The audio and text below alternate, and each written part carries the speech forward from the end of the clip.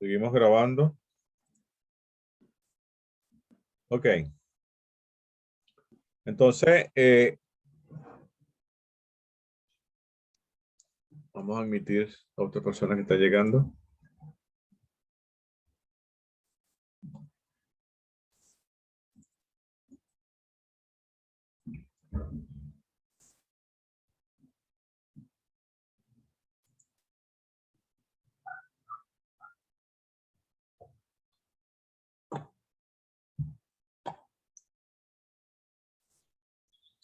Ok, señores, continuamos. Entonces, ¿alguna pregunta con los factores que se evalúan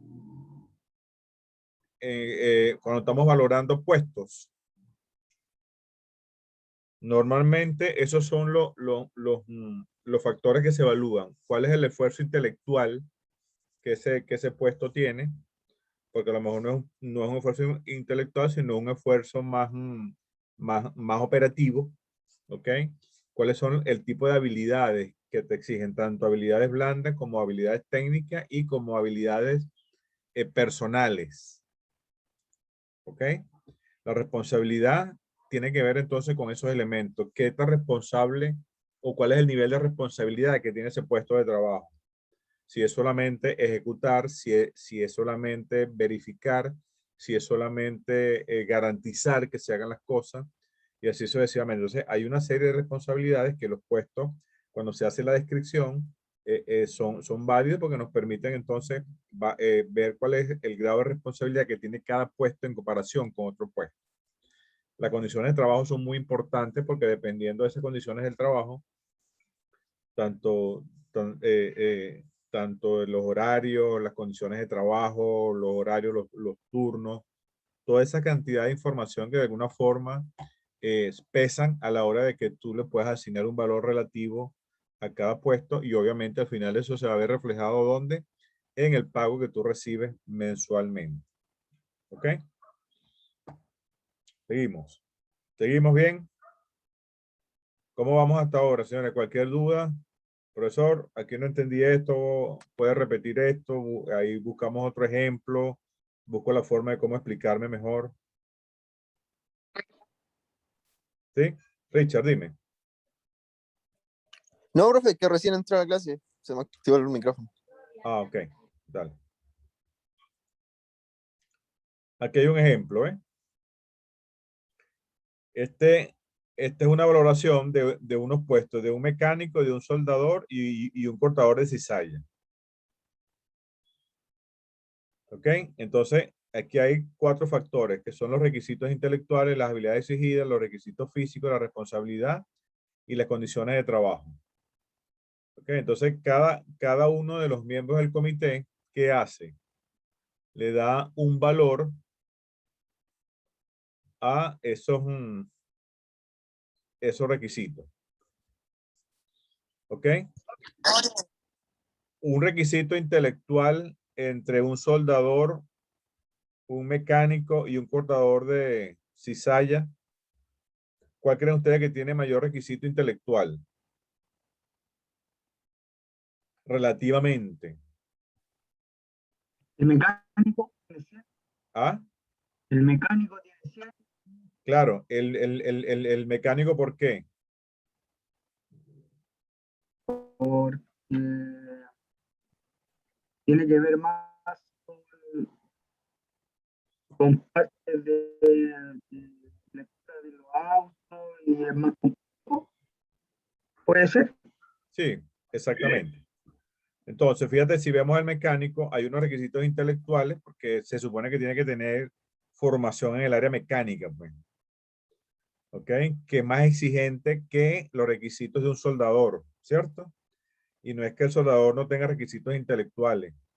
El cortador de cizalla, el requisitos intelectuales será muy relevante. Pregunto. Bárbara, Matías.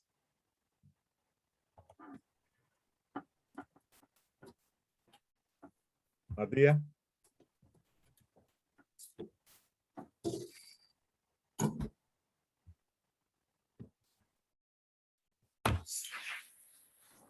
Profe, claramente dice que es 10. no es tan requerido, lo intelectual. Claro, ¿por qué? Porque ¿qué es lo que hace ese señor? Corta materiales, ¿cierto? Sí. Entonces, vemos el requisito intelectual, cuáles son los puntajes, ¿ok? Y aquí los puntajes máximos que tienes para darle son 100 puntos. Tú puedes colocarle 500, 1000 puntos, pero normalmente se trabaja con puntaje entre 100 y 500, dependiendo cómo la empresa define el procedimiento, ¿ok? Habilidades exigidas. Obviamente, el mecánico va a tener unas habilidades mayores exigidas para efectos de su trabajo. Los requisitos físicos, fíjate que van bajando, ¿cierto? ¿Y dónde suben los requisitos físicos? En el soldador y en el cortador de cizalla. La responsabilidad, fíjate cómo de alguna forma el mecánico al final va a tener un mayor puntaje. Condiciones de trabajo, entonces, y así sucesivamente. Entonces, lo que hace el comité es darle una puntuación a cada puesto en función de qué, de esos 4 requisitos que normalmente, perdón, de esos 5 requisitos o factores que normalmente las empresas definen según una metodología o según una propuesta que se haga. No obstante, pueden existir otras metodologías que a lo mejor te combinan estas exigencias con otras, pero las normalmente vistas y estudiadas son estas 5: los requisitos intelectuales que contiene un puesto de trabajo, las habilidades que exige el puesto de trabajo del ocupante, cuáles son los requisitos físicos o mentales que ese puesto exige del ocupante, cuál es el grado de responsabilidad que ese puesto tiene en el cumplimiento de la misión de la empresa, cuáles son las condiciones de trabajo donde ese puesto se ejecuta, juego con los ejemplos que vimos. Muy bien. Entonces, desde ese punto de vista, vemos que la evaluación de puestos, al final, ¿en qué se convierte? En una jerarquización de una cantidad de puestos que me permiten que me permiten tener una importancia relativa y al final tener una tabla donde yo los pueda colocar a todos y asignarle unos salarios. ¿Ok? Señores, pregunto, con esto que vimos, ¿estamos bien para continuar? ¿Qué consideran que podemos repetir, ver de nuevo? Porque después vamos a entrar ya en el tema del tabulador salarial. Entendiendo esto, ya yo puedo entrar en un tabulador salarial. Algo que no les quedó claro, señores, de verdad les agradecería que preguntaran porque esto es la base para entrar entonces en el tabulador. A ver.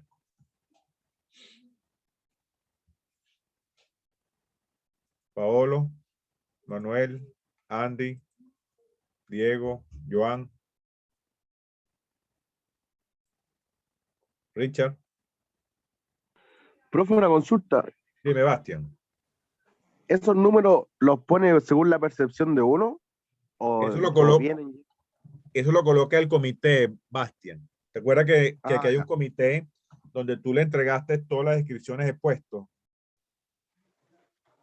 Ya.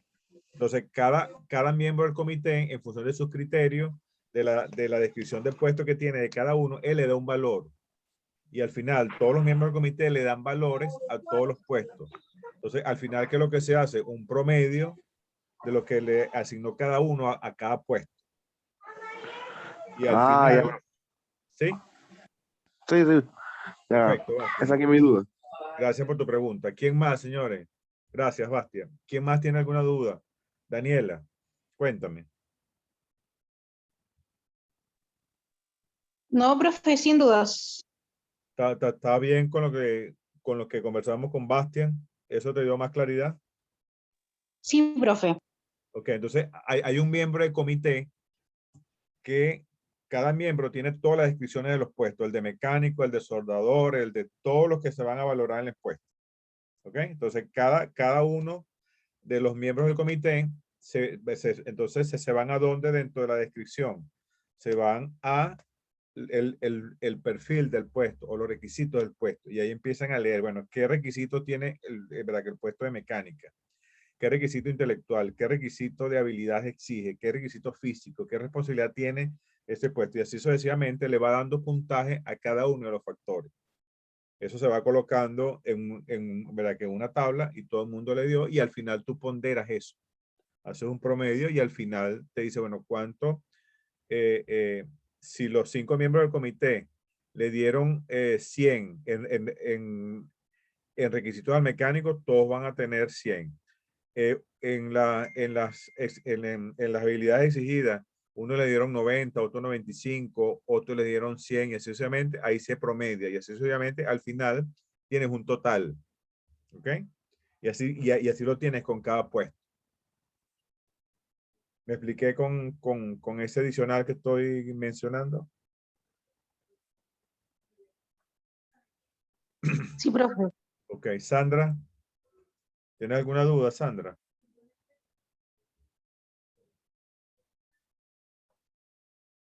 Sandra, ¿está presente?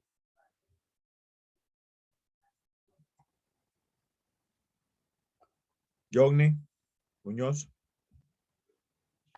Profe, dime.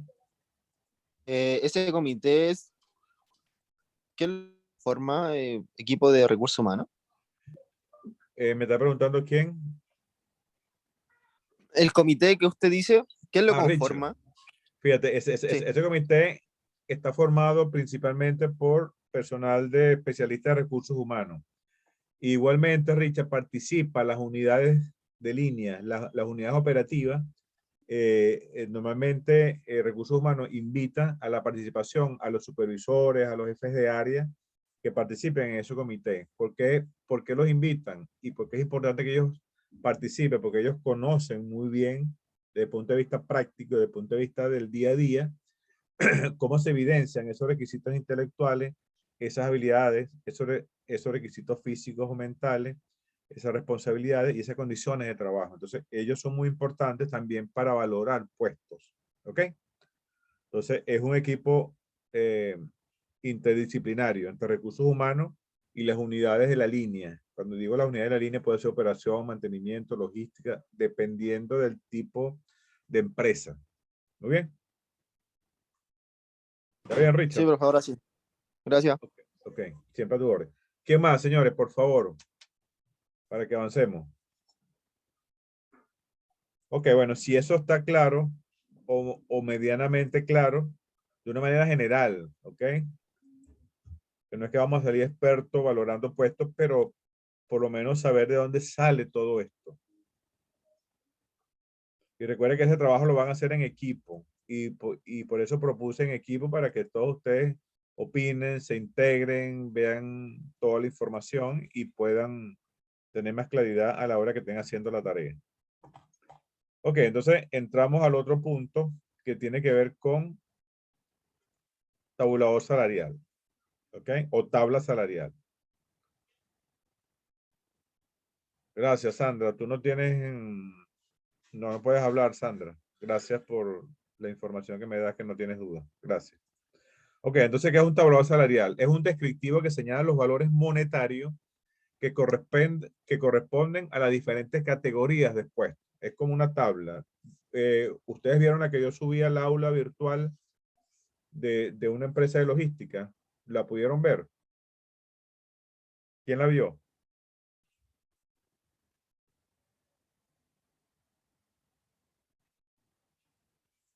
Ok, es importante que la vean, señores, para que nos dé la idea de manera física cómo opera eso. ¿Ok? ¿Cuál es el objetivo de un tabulador salarial? ¿Ok? Uno de los objetivos es mantener la equidad interna. ¿Qué será la equidad interna? Señores, pregunto. ¿Para qué se hace un tabulador salarial? Y cuando digo cuál es uno de los objetivos es mantener la equidad interna. ¿Qué será la equidad interna? Pregunto. Igualdad. No. Muy bien. Una Todo lo igualdad. contrario. Exactamente. Que tenga que ver con qué. ¿Cómo? Equilibrio, profe, en sueldos. Equilibrio en Eso. sueldo. ¿Ok? Que cada Sí. quien gane en función de qué? De la importancia relativa que tiene su puesto en la empresa. ¿Estamos bien? Sí, profe. ¿Por qué? Si tú no tienes equidad interna, ¿qué te puede pasar en la empresa? Con el tema de los salarios. Se te complica, ¿cierto? Reclamos, descontentos, disgustos, toda una cantidad de elementos que de alguna forma generan problemas dentro de la empresa. Claro, descontento, profe. Descontento. Entonces, el objetivo de un tabulador, ¿ok? Es mantener una equidad interna dentro de ellos mismos. ¿Cuál es el otro objetivo de un tabulador salarial? Es mantener la competitividad del mercado laboral. Si yo como empresa no hago una encuesta de salario, como lo vimos en la clase pasada, no me preocupo de ver qué están pagando al lado, cuáles son los beneficios que tiene la empresa de al lado que se parece a mí, qué pasa con los trabajadores de mi empresa o qué podría pasar. ¿Mm? Pregunto. ¿Se cambian de trabajo? Se pueden cambiar de trabajo, ¿verdad? Por más salario, por más beneficios, por más condiciones de trabajo o por mejores condiciones de trabajo, porque hay personas que no se cambian por salario, sino por una mejor condición de trabajo, ¿cierto? Por tiempo, por distancia. Exactamente. Entonces, fíjate todo lo que está relacionado cuando yo hablo de una competitividad de mercado, que no solamente es salario, son beneficios, condiciones de trabajo, toda una cantidad de elementos que están asociados a un puesto de trabajo que la gente se puede cambiar. ¿Ok? Ahora, normalmente la gente se cambia por salario, normalmente, pero pueden ser algunas excepciones donde otras personas ¿verdad? Que se cambian por otras razones. ¿Ok? Poco lo que tú dijiste, Bárbara. ¿Ok? Ok, entonces, esos son los dos objetivos más importantes de lo que es un tabulador salarial. ¿Para qué se hace un tabulador salarial? ¿Ok? Entonces, cuando yo tengo, para yo definir un tabulador salarial, tengo que definir política. Recuerde que ya dijimos que era política. Política no son más que grandes líneas de acción que me orientan la actuación. Como tengo políticas de reclutamiento, políticas de selección, políticas de capacitación, obviamente no van a faltar las políticas de salario. ¿Ok? Entonces, dentro de las políticas de salario, están cómo se estructura la empresa desde el punto de vista de puestos y obviamente de salario. ¿Ok? Otra de las políticas es sueldo para los diferentes puestos de trabajo. Bueno, se supone que todos los puestos deben tener sueldos diferentes. ¿Por qué? Porque están valorados. ¿Ok? ¿Y valorados en qué? Ya sabemos cuáles son los factores que normalmente las empresas toman en cuenta para valorar puestos. Se formó un comité y ese comité valoró y al final me dio una lista jerarquizada de los valores relativos que tienen los puestos. Una vez que yo tenga eso, bueno, ahora digo, bueno, ahora, ¿cómo construyo mi tabla salarial? ¿Ok? Otra de las políticas que se generan son previsiones de reajustes salariales individuales, colectivos. Entonces, bueno, tú con todos estos elementos, tú puedes definir políticas. Hice una encuesta, vi cómo está el mercado, cómo están pagando, qué beneficios tienen, todo lo que tiene. Entonces yo puedo decir, bueno, ahora cómo me organizo, cómo le pago a cada uno de mis puestos en la empresa, qué tipo de reajuste voy a hacer, si van a ser individuales, si van a ser colectivos, si van a ser globales. Entonces tú ahí defines políticas. Ya una vez que tengas la información de la encuesta de salario. Entonces eso te permite construir tu tabulador y te permite a través de esa construcción definir políticas. ¿Cuál es el valor o con qué salario ingresa el trabajador que está asociado al puesto de menos importancia relativa? Bueno, todo trabajador que ingrese a la empresa en el menor puesto de importancia relativa va a ganar el salario mínimo más un 10%. ¿Eso es qué? Es una política, ¿cierto? Que lo dije en la clase pasada.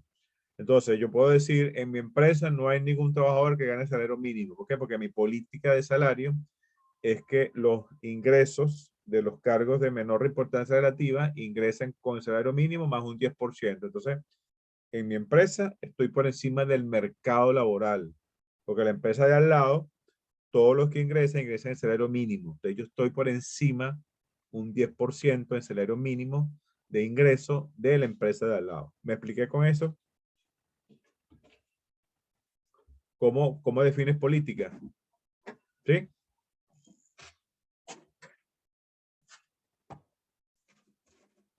Sí, profe, son como sus estándares de la empresa. Exactamente. ¿Ok?